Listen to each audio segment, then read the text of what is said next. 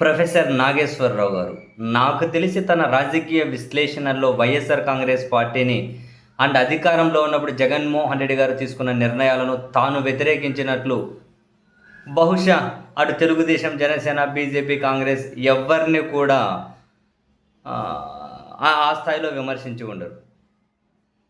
ప్రజా సంబంధిత విషయాలు ఏవైతే ఉంటాయో అటువంటి విషయాల్లో కూడా ప్రజలకు ఉపయోగపడే విషయాలను కూడా ప్రొఫెసర్ నాగేశ్వరరావు గారు చాలా కన్వీనియంట్గా జగన్మోహన్ రెడ్డి గారి మీద వ్యతిరేకత వెదజల్లుతూ ఉండేవాళ్ళు. సీరియస్లీ చాలాసార్లు ఆయన ఎప్పుడూ కూడా వైఎస్ఆర్ కాంగ్రెస్ పార్టీ నుండి తన క్యారెక్టర్ను తీవ్రంగా అసాసినేట్ చేసుకుంటూ ఎప్పుడూ ఎదురుదాడి కనిపించలేదు.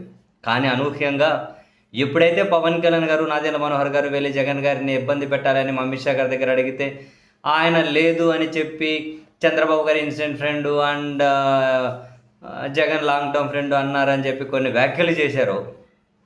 దాని మీద ఒకవైపు జనసేన విరుచుకుపడుతుంది అండ్ తెలుగుదేశం పార్టీ వాళ్ళు విరుచుకుపడుతూ ఉన్నారు. అది ఏ స్థాయి వరకు వెళ్తుంది అంటే అఫీషియల్గా తెలుగుదేశం తన ట్విట్టర్ హ్యాండిల్లోనే అఫీషియల్ అకౌంట్లోనే నాగేశ్వరరావు గారి ఫోటో, ప్రొఫెసర్ నాగేశ్వర గారి ఫోటో ఎడిట్ చేసి వైఎస్ఆర్ కాంగ్రెస్ పార్టీ కండువా కప్పి ఒక్క ట్వీట్తో నిజం చెప్పాలి అంటే మమ్మల్ని వ్యతిరేకిస్తే, మాకు వ్యతిరేకంగా ఎక్కడైనా వ్యాఖ్యలు చేస్తే వ్యక్తిగతంగా దాడి చేయడం ఏ స్థాయిలో ఉంటుంది అని మనం ఇప్పటికీ కొందరు పెద్దలు చెప్తే వింటూ ఉంటాం, చదువుకుంటూ ఉంటాం. చాలా చోట్ల 95 ఎపిసోడ్లో ఎన్టీ రామారావు గారికే క్యారెక్టర్ అసాసినేషన్లో చుక్కలు చూపించారు అప్పుడు అని చెప్పి ఇప్పటికీ చెబుతున్నారు చాలామంది.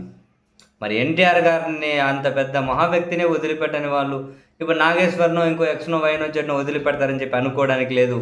నిజం చెప్పాలంటే ఇంత దారుణంగా ప్రొఫెసర్ నాగేశ్వర గారిని టార్గెట్ చేయడం ద్వారా, ఇట్లా వ్యక్తిగతంగా ఫోటోలు ఎడిట్ చేసి అఫీషియల్ ట్విట్టర్ హ్యాండిల్లో పెట్టడం ద్వారా వీళ్ళు ఒక వ్యక్తిని ఎంతవరకు టార్గెట్ చేయగలుగుతారో, ఎంత ఒకరిని క్యారెక్టర్ని అసాసినేట్ చేయగలుగుతారో నిజంగా నాగేశ్వర్ గారికి కళ్ళ ముందు ఇట్లా సాక్షాత్కరింపజేశారు. అంటే నిజరూప దర్శనం చేయించారు.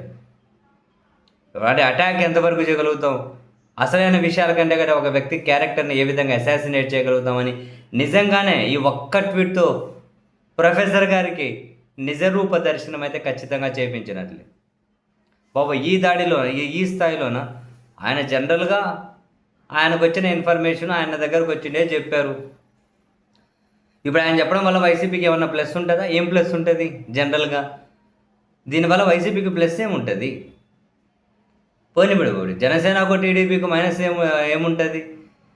వాళ్ళు ఎప్పుడూ చెప్పేదే కదా, వాళ్ళు ఎప్పుడు హెడ్డింగ్లు పెట్టేటివే కదా. జగన్ ఇప్పుడు అరెస్టు, సాయంత్రం అరెస్టు, మధ్యాహ్నం అరెస్టు, ఇంతకుముందు ముహూర్తాలు పెట్టారు, సో డేట్ లోపల అరెస్ట్ అని, లిక్కర్ కేసులో అరెస్ట్ అని, ఇంకో కేసులో అరెస్ట్ ఇంకో పెడతానే ఉన్నారు.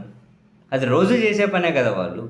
ఇప్పుడు నాగేశ్వర గారిని అదిగో ఆ విధమైన ప్రయత్నాలు చేశారు అని చెప్పడం ద్వారా వీళ్ళకి అంత పెద్ద ఇబ్బంది ఏమొచ్చింది అన్నది నిజంగా ఇప్పటికీ అందు చిక్కడం లేదు.